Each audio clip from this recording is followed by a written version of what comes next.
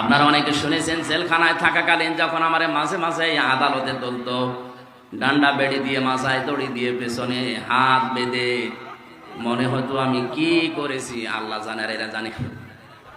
এই দৃশ্য দেখে মাঝে মাঝে আমার এই ছোট মেয়েটা কারাগারের যে গাড়িতে পিছন ভ্যানের এই ছোট ছোট জ্বালানার ওই ছোট্ট ছোট্ট আঙ্গুল দিয়ে ধরে মনে হয় একদিন ছুটেছে।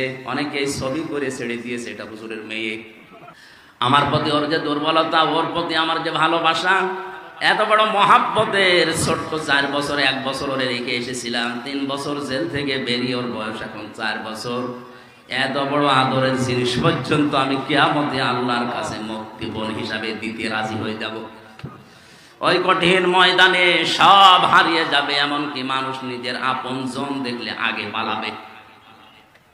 ফালাং সাবা বাইনাহুম আছে কোরআনে, সূরা নূরের ভেতরে আছে।